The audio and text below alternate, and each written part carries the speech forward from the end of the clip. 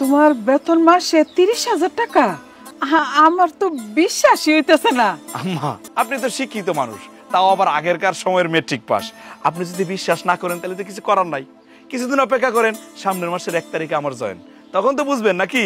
যখন আপনার মেয়ের আর আমার মারে নিয়ে আমি শহরে চলে যাবো, ফ্ল্যাটে রাখুম, তখন তো বিশ্বাস করতে পারবেন।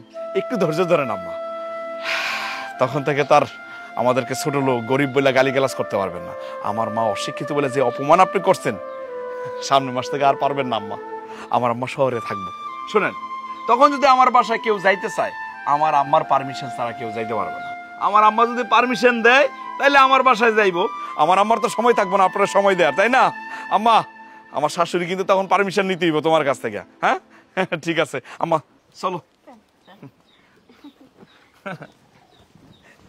ঠিক টাইমে চাকরি হয়েছে আম্মা না?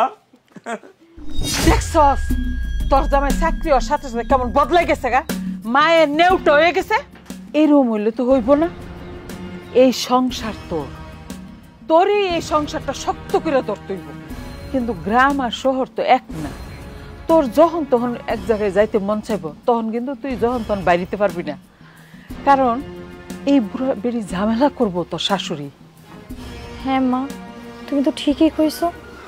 আমি তো কখনো এইভাবে ভাইবা দেখি নাই। হ্যাঁ, আমি সবসময় সত্য কথাটা বলি, কিন্তু তুই তো আমার কথার ফাঁকতেই দেস না। আমি তোর মা, আমি তো তোর সবসময় ভালোটাই চাবো, তুই বুঝস না কেন? হ্যাঁ মা বুঝছি, কিন্তু এখন আমার কি করা উচিত? করতে কি করবি মানে? মা আর ফুলার মধ্যে যুদ্ধ লাগাইছে। যখন মা ফুলার মধ্যে বিরুদ্ধে হয়ে যাবো গা, তখনই খেলা শুরু, বুঝছ? এই চেষ্টাটা তোর চালাইয়া যাইতে হইব। মা আর ফুলার মধ্যে যুদ্ধটা লাগাইলে মনে কর খেলা শুরু হইব, তখন তোর জামাইয়ের মনের মধ্যে তুই জায়গা পাবি, বুঝছ? আমি চাই তুই সুখে থাক, কিন্তু তোর এই শাশুড়ি থাকলে তোর এই সুখ হবে না। কারণ আমি সব বুঝি, আমি মেট্রিক পাস মহিলা। আমি মানুষের চোখ দেখলেই বুঝতে পারি যে সে কি চায়। মা তুমি ঠিকই কইছো, এখন যা করার আমারই করতে হইব। শোনো, এই কয়টা দিন আমাদের আমার শাশুড়ির লাগে খুব ভালো ব্যবহার করতে হইব, যাতে আমাদের খারাপ ব্যবহারগুলো মুইসা যায়। আর একটা কাম করতে হইব মা, এই যে এই ঘরে যে আমার শাশুড়ি থাকে না, আজকে আমার শাশুড়ি এই ঘরে রাখা যাইব না। আজকে থেকে আমার শাশুড়ি আর তুমি এক লগে থাকবে। এটা কি করলি? এই মূর্খ মহিলার নিয়ে আমি থাকতাম? মা, আমার জন্য তুমি এইটুকু কষ্ট করো না। বিয়েন আহেন, খাইতে আহেন। বিয়ান, খাইতে তো যাবো, আমি সাথে করা কথা আছে। কি কথা? আপনারা আর কষ্ট করে এখানে থাকতে দিব না। আমি চাইতেছি কি আমরা দুই বিয়ানে একসাথে থাকব, সারা রাত গল্প করুম। কারণ আমিও বুড়া, আপনিও বুড়া, বুঝছেন? না না বিয়েন, আমার কোনো সমস্যা হইব না। আমি বারান্দায় ভালোই থাকব, বরং তো আমার জন্য আপনার সমস্যা হইব। আরে বিয়ান, আপনার জন্য আমার সমস্যা হইব কে লিগা? আমরা দুই বিয়ানে একসাথে ঘুমামো, হাসাহাসি করুম, রাত কাটামো এইভাবে। কিন্তু দুইজনে তো একলা থেকে দেখছি, আমার ভাল লাগছে না। এখন থেকে চিন্তা করছি দুই বিয়ানে একসাথে থাকবো। কিন্তু মা, কোনো কিন্তু কিন্তু না। মাও যখন এত করে কইতেছে এক লগে থাকার জন্য, আজকে থেকে আমি চাই আমার দুই মা এক লগে ঘুমাইবো, তাই না মা? আচ্ছা ঠিক আছে, এটা দেখা যাইব নি। আহেন, খাইতে আহেন। মা আসো।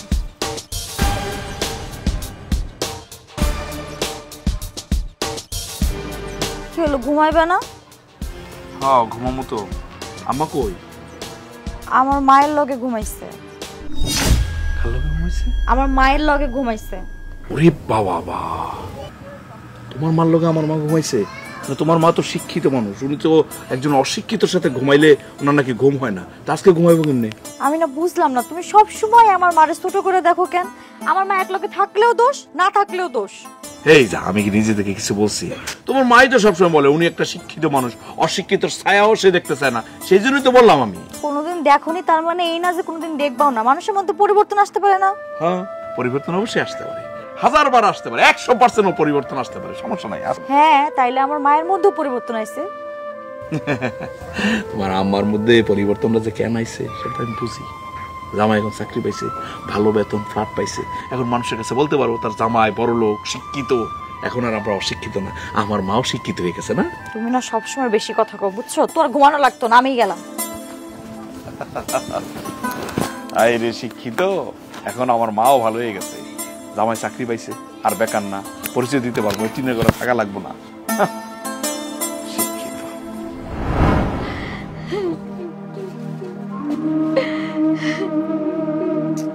আম্মা এইভাবে কান্নাকাটি করো না তো, যাওয়ার সময় কান্নাকাটি করলে আমার কষ্ট লাগে না? আচ্ছা আমি কি সারা জীবনের লেগে যাইতেছি গা? 4 দিনে লেগে যাইতেছি। অফিসের কি অবস্থা, তারপর যে বাসাটা দিব ওটার কি পরিস্থিতি, আশেপাশে কোথায় বাজার করতে হবে সব কিছু দেখে শুনে তারপর আমি আসবো, আইসা তোমারে আর সুন্দরে নিয়ে যাবো। কিন্তু বাবা রে, এই 4টা দিনই তো আমার কাছে 4টা বছর মনে হইব। আমি এতদিন তলে দিয়ে কেমনে থাকুম? আমি তো কোনোদিন তলে দিয়ে থাকি নাই। আপনার কান্না দেখে মনে হইতেছে যে আপনার পোলা করে বিদেশে যাইতেছে, মনে হয় যে শহরে যাইতেছে না। আর শহরে গেলে মানুষ এমনি কান্না করে? একজন মায়ের কাছ থেকে তার সন্তান দূরে গেলে ওই মায়ের কি পরিমাণ কষ্ট লাগে এটা একমাত্র একজন মাই জানে। আপনি তো একজন মা, আপনার মেয়ে যখন আপনার কাছ থেকে দূরে থাকে তখন আপনার কেমন লাগে? আমার ওনারে বুঝাই লাভ নাই, উনি তো শিক্ষিত মানুষ, কেন যে বোঝে না সেটাই বুঝতে পারতেছে। আমার 4 দিনই তো, একটু কষ্ট করে থাকো, 4 দিন পরে ফিরে আইসা সারা জীবনের লেগে তোমার নিয়ে যাবো, তখন আমার কেউ আটকাইতে পারবো না। সোনিয়া, তোমার একটা কথা বলতেছি, আমি 4 দিনের জন্য যাইতেছি, এই 4 দিনের মধ্যে যদি আমার মার কোনো অযত্ন হয় আমি কিন্তু তোমার ছাড়ুম না। তুমি একটা কথা কইলা, আমার মাইয়া তোমার মারে অনেক পছন্দ করে, তোমার মার পক্ষ দিয়ে সে আমারে শাসন করে, আর তুমি না থাকলে তো সে কত যে সেবা যত্ন করবে এটা আমি বুঝেই ফেলাইছি। তুমি এটা নিয়ে কোনো টেনশন করো না। আপনার মেয়ে আমার মারে অনেক ভালোবাসে সেটা আমি জানি, তবে সেটা আপনি আসার আগে, আপনি আসার পর আপনার মেয়ে আর আমার মারে ভালোবাসে না সেটাও আমি জানি। তবে যাই হোক, আমি এত কথা বলতে চাই না, আমার মার যাতে কোনো অযত্ন না হয় এটাই আমি দেখতে চাই। তুমি নিশ্চিন্তে যাও বাবা, আমার মাইয়া তোমার মারে অনেক যত্নে রাখবো, তুমি এটা নিয়ে কোনো চিন্তা করো না। আর আমার মাইয়া তোমার মারে খুব ভালোবাসে। ভালো রাখলে তো ভালোই। আম্মা কান্নাকাটি করো না তো, 4টা দিন একটু কষ্ট করে থাকো, আমি আইতেছি, আমি যাই, ঠিক আছে? গেলাম আমি।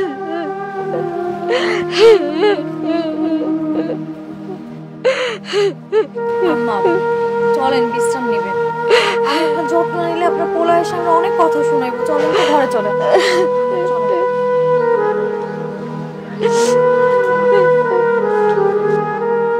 আরে মা শোন, তোর আমি একটা বুদ্ধি দেই, বুদ্ধিটা হইল তোর শাশুড়ির এই দুনিয়ার থেকে সরাই দিবি। হ্যাঁ, সরাই দিলে তোর সারা জীবনের এই ঝামেলাটাই শেষ হয়ে গেল গা। কি বলো মা, আমি আমার শাশুড়িকে জানে মেরে ফেলবো? না না না, আমি এই কাজ করতে পারবো না। এই কাজ না করতে হলে তাহলে চলবা কেমনে? সারা জীবনের এই শাশুড়ির ঝামেলা টানতে হইব। এরপরে আবার কইবে কি যে আম্মা আমি তোমার কথা শুনি নাই, তোমার এই বুদ্ধিটা আমি নেই নাই, কত বড় যে ভুল করছি আমি। হ্যাঁ, তখন হাই হাই করবি। এখন সময় থাকতে অহনই একটা সুযোগ, তোর জামাই বাসায় নাই, এই সুযোগে এই কাজটা কর, বুঝছস? এমন ভাবে করবি যে লাঠিও ভাঙবে না, সাপটা মুইয়া যাইব, ঠিক আছে?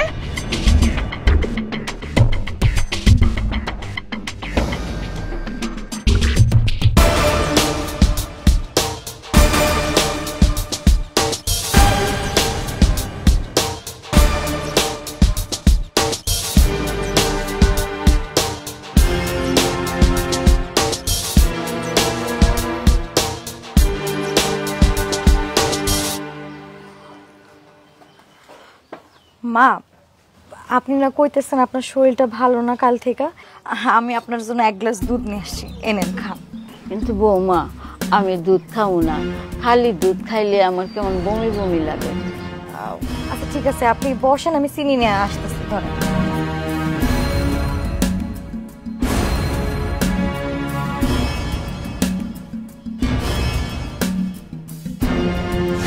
এই অশিক্ষিত মহিলা, তুই দুধ খাস কেন? দুধ খাম আমি শিক্ষিত, আমার দুধ খাওয়ার মতো আমার যোগ্যতা আছে, তোর কোনো যোগ্যতা নেই। এই তুই কি জানোস কুত্তার পেটে যে ঘি হজম হয় না, হ্যাঁ আবার দুধ খাইতে চায় হ্যাঁ অশিক্ষিত মূর্খ দুধ আমি খামু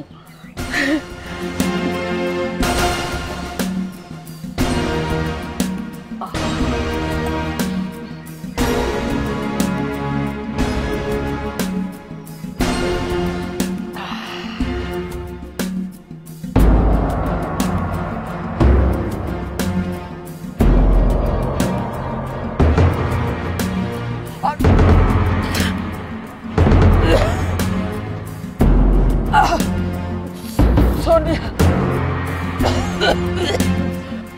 সোনিয়া সোনিয়া মা তুমি এটা কি করলা আমার গলা আল্লাহ তুমি এই দুধ খাইছো কেন মা তুমি জানতো না এটার মধ্যে বিষ মিশানো তুমি তো আমারে বুদ্ধি দিছিলে না হায় আল্লাহ আমি এখন কি করে মারে বাঁচাবো মা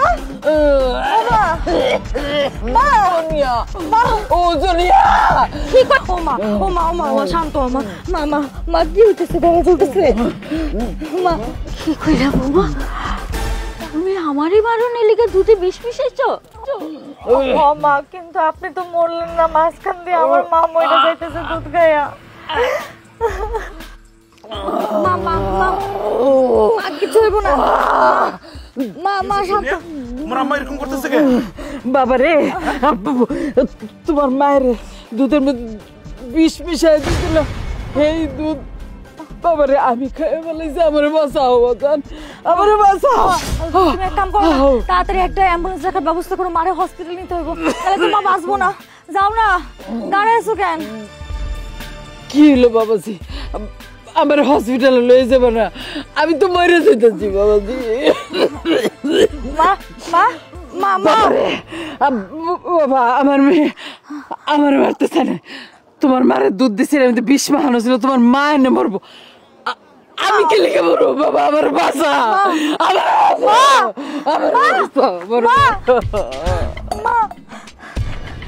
মা ও মা মা মা মা মা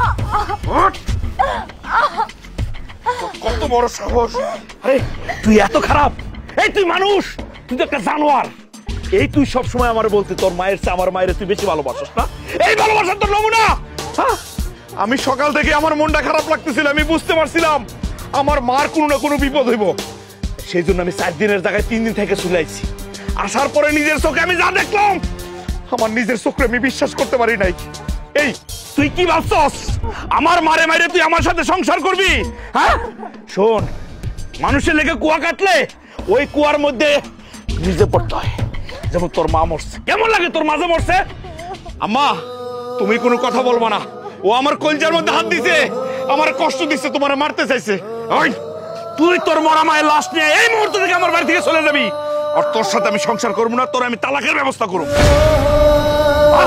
চলো